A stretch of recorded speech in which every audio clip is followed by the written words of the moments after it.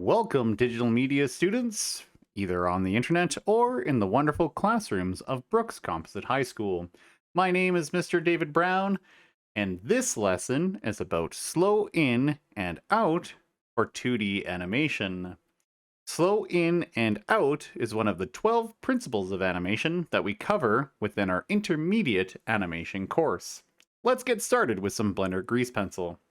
When you first open Blender, you're going to be greeted by this wonderful splash screen. On the splash screen, under New File, you're going to click on 2D Animation to get started. When you click on 2D Animation, you're presented with this wonderful white canvas. This is the wonderful animation space that Blender Grease Pencil provides to us. We love Blender because it's powerful, it's flexible, and it's completely free. Thank you, Blender.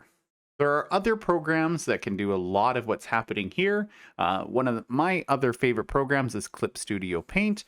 We've started tinkering around with that one, but Blender Grease Pencil is fantastic for all of our 2D animation needs. So let's get started with some animating. In order to animate, we need some pictures. The picture we're going to use is a circle. Nothing exciting, but we're really focusing on understanding what slow in and out really is. And how do we use it? Where should we use it? When should we use it? All of these questions should be answered in this video for you. So how do I draw a circle? Very simply, all I need to do is left click and hold that left mouse button down and drag that circle out. If I want to create a perfect circle, I can hold the shift key down and get that perfect circle. When I let go, what you're presented with are two yellow handles that I can move in order to change the shape of this circle. So I got one on the top and one on the bottom. So when I click and drag, I can create a squashy circle, or I can create a stretchy circle. That's really good for animation. However, if the goal today is to understand slow in and out and not create squashy stretchy circle, then I would like a perfect circle, and I can see if I can get it back, and that's still kind of ovally. So if I don't like what I've done, I can just hit the escape key on my keyboard and it magically goes away. So let's bring it back, left click and hold again, holding shift, get that perfect circle. And now with this circle, I can hit enter to keep that circle locked in place. All right, we got a circle. Now what are we gonna do with it? Well, all we're going to do with it is we're going to move this circle across the screen. Right now, all we're going to use is 23 frames of animation. The reason for that is because we are set to 24 frames per second, so we may as well try and get as close as we can, but I'm going to animate every second frame. So with that, that's not a lot of drawing, but it's still enough that it hopefully should give us some nice motion. So what I'm going to do is drag out to frame 23, and how I did that, I just left click and hold on that playhead right there, and I just drag it back and forth. Land on 23, and I'm good to go. If you want to fine tune your movements on that playhead, you can use the left and right arrow keys, and you can move frame by frame, either backwards using the left arrow key or forwards using the right arrow key. Why frame 23 and not frame 2 or 3? Well, because we're using pose to pose animation.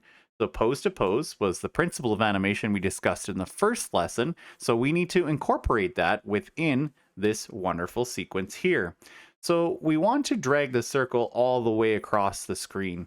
So on frame 23, we need a circle over here. I can either draw that circle again, or because Blender is an amazing tool that is actually a 3D tool, we can move our shapes a little bit easier.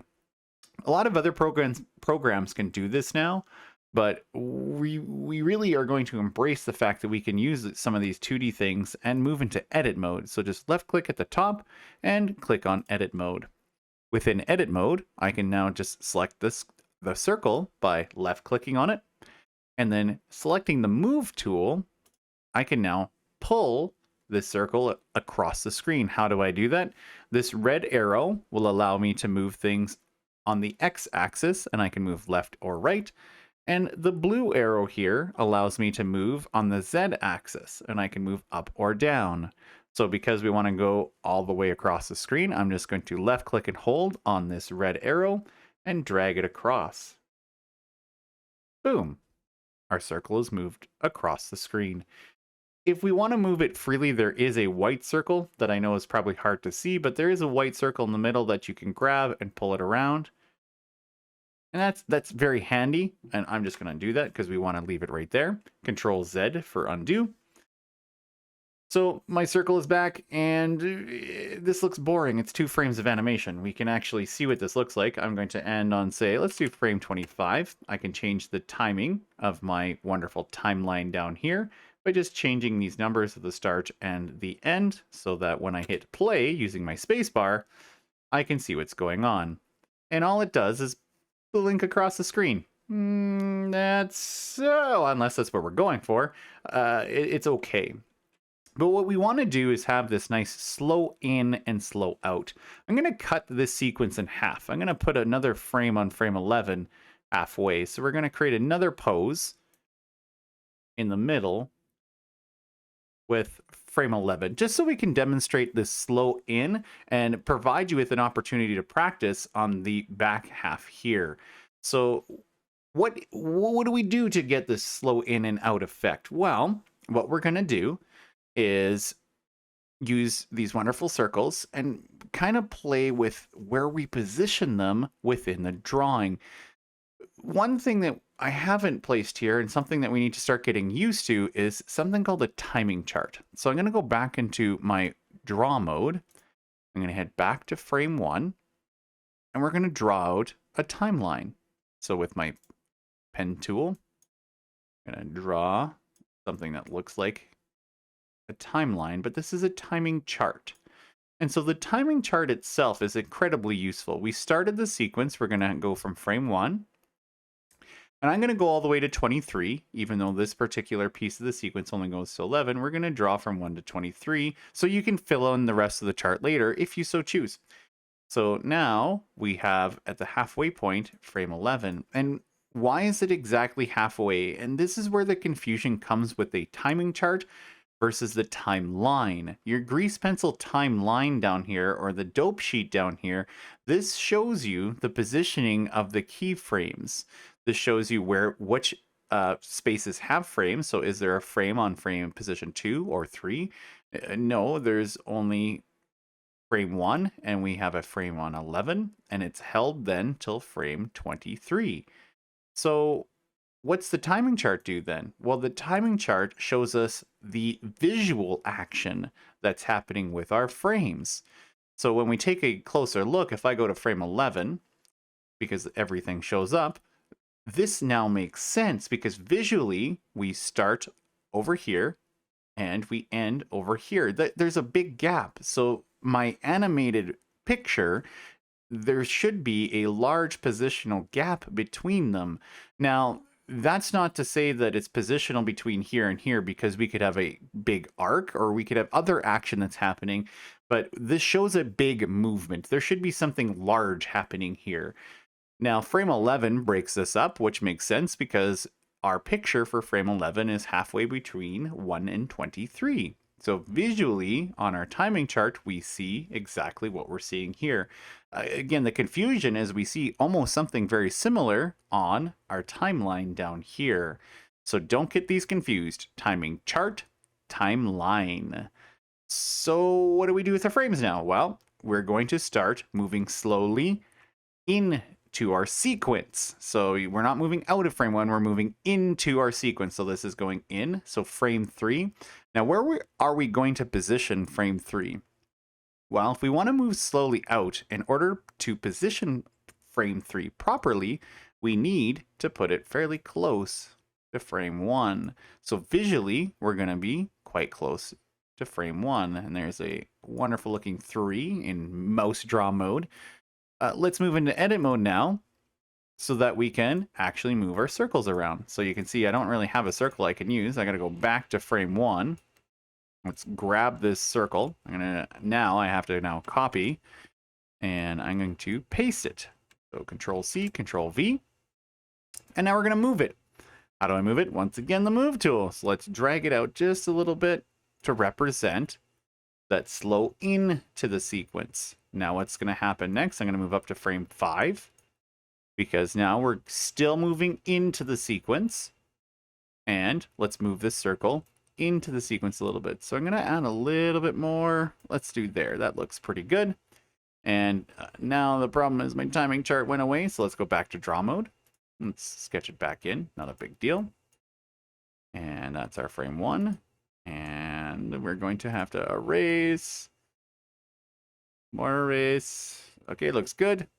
And that's the onion skin, so don't worry about that. And then we can go frame 3. And now we're going to place this a little bit further out, and this should be frame 5.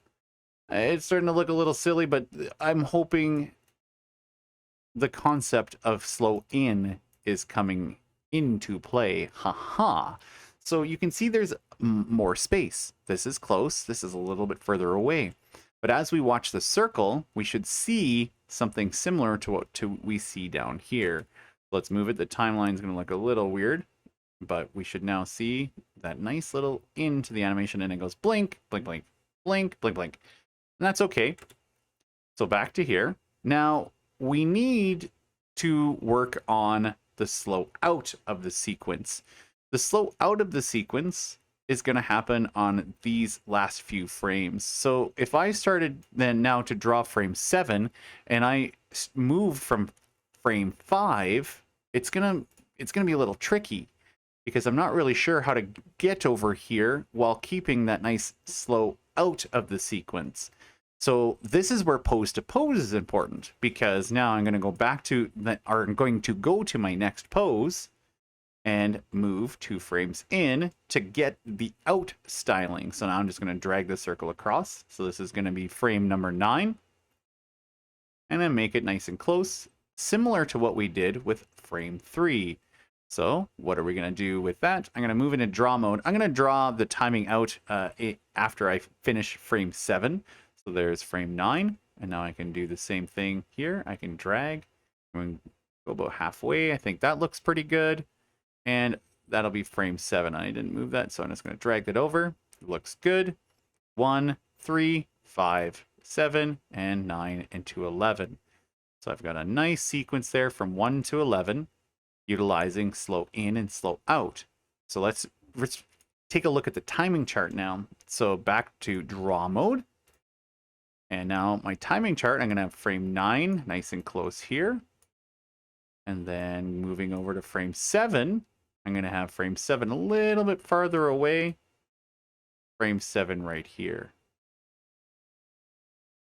And so let's play this through. Let's see what it looks like. And it's looking pretty good. I had some practice ones that looked a little bit better than this one, but this one looks pretty good. So it goes slowly in. So it kind of goes do-do-do-do-do, do-do-do-do-do. And then it slows down after that. So it goes do-do-do-do-do-do-do, do-do-do-do-do-do-do. Sound effects. You gotta have them, right? So hopefully you're seeing exactly what I'm seeing in the wonderful world of slow in, slow out. But if not, let's slow this down a little bit. Let's slow our frame rate down. Let's go to a custom frame rate. Let's run it about like 8 frames a second. Let's go real slow here. And let's see if we can really see what's happening. And blink. See, it goes slowly in and slowly out of the sequence. And that gives us a little bit better sense of motion as we work into more complex movements. So as we progress into the 12 principles of animation, we're going to now need the opportunity to draw some in-between frames. That's going to come when we talk about arcs and follow-through, anticipation, exaggeration. There's just more action that's required, so there's more frames that we need. Slow in, slow out, it probably needs more frame. I would say it would be nice to have more frames. I probably could have utilized the entire timeline for something like what we're doing here. But this gives you an understanding of what we're supposed to be seeing with slow in and slow out. So let's speed that back up again. Let's go back to 24 frames per second. And all I've done to change this is go into the output options and properties and change the frame rate. Just by clicking on it, you get these presets. But once you go to custom, you can change it to whatever number you want. So I'm just going to stick with 24 frames per second. And that's fine and dandy like sour candy. And voila. We've got a nice slow in and a nice slow out. I wish the timeline represented this a little bit better. My apologies, the timing graph here didn't really turn out the way that I wanted, but hopefully you can really clearly see what's happening with the timing chart. And there's a nice representation of it. You can have a very nice visualization of how the pictures are supposed to line up. Frame 3, I know my picture is close to frame 1. My picture is a little further out. A nice space, so we've got a little bit of a faster movement, and then 7 is a little bit further out from 11, and 9 is nice and tight. So we can see right here, this is the slow out. So right there, this is out of the sequence, and right here, we are moving into the sequence. So hopefully this explained everything about slow in and out. Just to also let you know, one thing I didn't mention, I should have mentioned earlier, my apologies, is this is also called ease in and out in some other animation applications, or other content creators may call it ease in and out. So hopefully you understand the wonderful principle of animation, slow in and out. Once again, my name is Mr. David Brown with Brooks Composite High School Digital Media, and this was Slow In Out as part of our intermediate animation course.